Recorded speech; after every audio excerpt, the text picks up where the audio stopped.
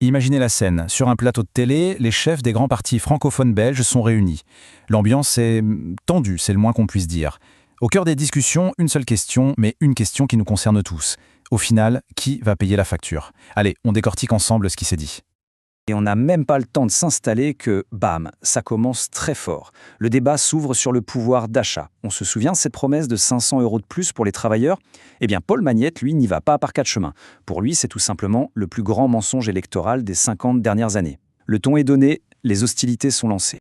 Alors, qui on a sur le ring ce soir-là? On a Raoul Edebo pour le PTB, Paul Magnette pour le PS, Marie Lecoq pour Écolo, Yvan Verhoekstraat pour les engagés et Georges-Louis Boucher pour le MR. 5 présidents, chacun bien décidé à défendre sa vision et, on va le voir, surtout à démolir celle des autres.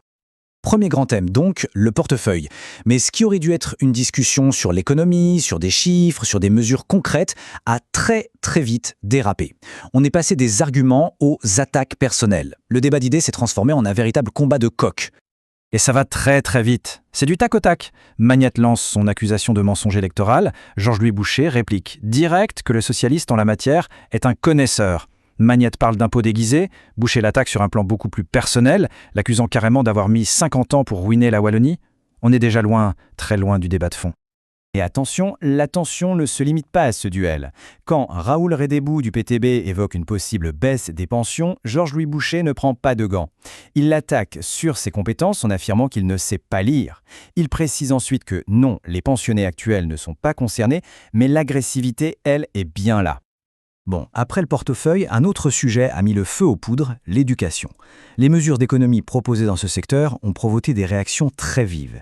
Normal, parce que là, on touche à quelque chose de fondamental, l'accès de tous à l'apprentissage. Et là, on sent que pour Marie Lecoq, la coprésidente d'Écolo, c'est un vrai choc. Elle pose une question simple mais essentielle. À quel moment c'est devenu normal d'enlever la gratuité scolaire? Elle rappelle une évidence, derrière les budgets, derrière les chiffres, il y a des gens. Des étudiants, des familles. Alors, comment justifier cette fameuse augmentation du Minerval, les frais d'inscription à l'université? Yvan Verhoekstraat, des engagés, explique que l'idée, c'était de cibler l'aide sur ceux qui en ont vraiment besoin. Une bonne intention, peut-être, sauf que dans la réalité, les chiffres montrent qu'entre 55 et 60% des étudiants vont voir leurs frais augmenter. La majorité, donc. Georges-Louis Boucher, lui, a une vision très différente, très libérale. Pour lui, la gratuité, ça n'existe pas. C'est toujours quelqu'un qui paye, en l'occurrence le contribuable. Et il prend un exemple très personnel, celui du plumier de son fils, pour dire que l'aide de l'État ne devrait pas être pour tout le monde. Et la réplique de Paul Magnette, elle ne se fait pas attendre. Et elle est cinglante. Il saisit l'exemple du plumier pour renvoyer Boucher à son propre train de vie et hop, d'un coup, on n'est plus dans un débat sur les politiques publiques, on est dans l'attaque de classe, sur la richesse personnelle. Le débat a encore dévié. Troisième grand affrontement, les filets de sécurité sociale. Le chômage, l'aide aux malades de longue durée. Là, on touche vraiment au cœur du modèle social belge. Et, sans surprise, les visions sont radicalement opposées. Il faut juste comprendre un truc, ce qu'on appelle l'anomalie belge. Avant, la Belgique était l'un des seuls pays où les allocations de chômage n'avaient pas de limite dans le temps. C'est ce système que les libéraux et les centristes veulent changer, en expliquant que le chômage doit être un passage, pas une situation permanente. Et puis, il y a le sujet des malades de longue durée. Et là, franchement, l'ambiance est devenue encore plus électrique. Raoul Edebo a lancé cet appel très imagé, accusant le gouvernement de vouloir presser les gens comme des citrons, de s'en prendre aux plus fragiles.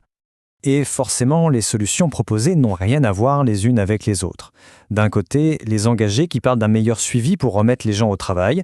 De l'autre, le MR qui met le paquet sur la responsabilisation et la lutte contre la fraude aux certificats. Et le PS, très malin, qui entend le mot fraude et qui pivote immédiatement en disant « Ah, vous voulez parler de fraude? Alors parlons aussi de la fraude fiscale ». C'est à ce moment-là que Paul Magnette sort un chiffre choc, 30 milliards d'euros. C'est ce que coûterait la fraude fiscale chaque année en Belgique, selon lui. C'est une manière très habile de changer de sujet et de dire « Arrêtons de parler de la petite fraude sociale, parlons de la vraie, de la grande, celle des plus riches. » Bon, au final, qu'est-ce qui reste de tout ça, de cet affrontement? Le constat des observateurs est assez sévère. En gros, le débat était beaucoup plus fort en décibels et en pics personnels qu'en véritables arguments de fond. Le résumé est sans appel. C'était difficile à suivre. C'était une succession d'attaques frontales. Même sur des sujets aussi importants que les pensions, c'était tellement conflictuel, tellement bruyant que ça en devenait parfois inaudible.